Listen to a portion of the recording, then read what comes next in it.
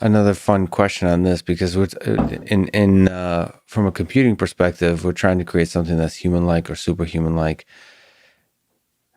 Let me ask you about aliens. Aliens. Do you think there's intelligent alien civilizations out there, and do you think their technology, their computing, their AI bots, their chips are of the same nature as ours? Yeah, I have no idea. I mean, if there's lots of aliens out there, they've been awfully quiet.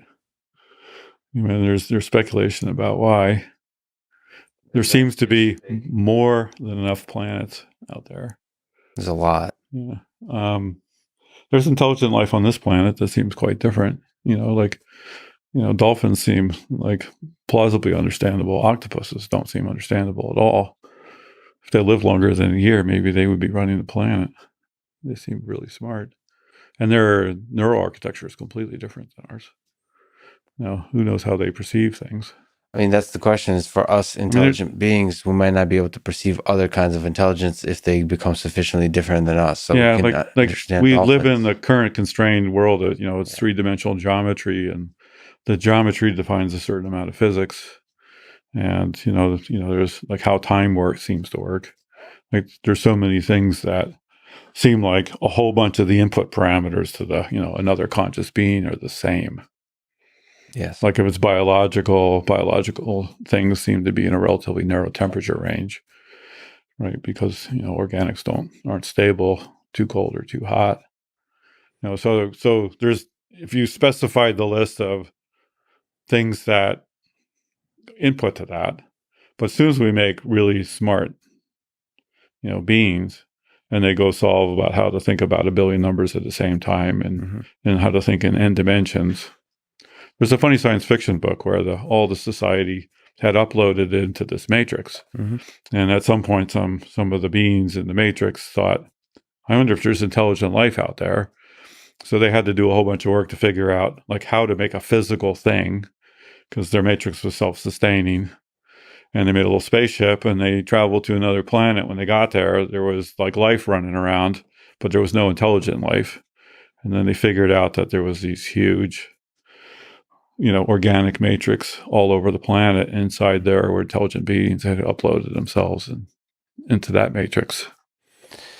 So everywhere intelligent life was, soon as it got smart, it up-leveled itself into something way more interesting in 3D geometry. And it escaped whatever this no, not upload is escaped. better. Yeah, Upload is better. yeah.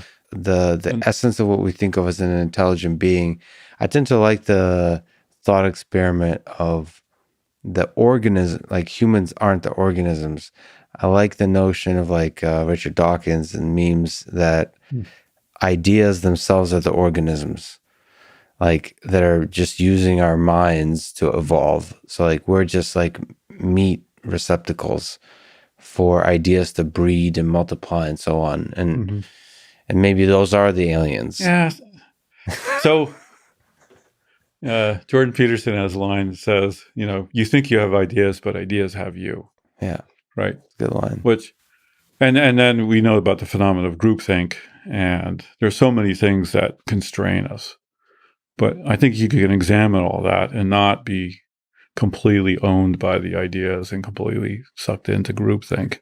And part of your responsibility as a human is to escape that kind of phenomena, which isn't, it's one of the creative tension things again. You're constructed by it, but you can still observe it, and you can think about it, and you can make choices about, to some level, how constrained you are by it. And, it's useful to do that. But there, at the same time, and it could be by doing that, the group and society you're part of becomes collectively even more interesting. So the outside observer will think, wow, all these Lexes running around with all these really independent ideas have created something even more interesting in the aggregate. So I don't know.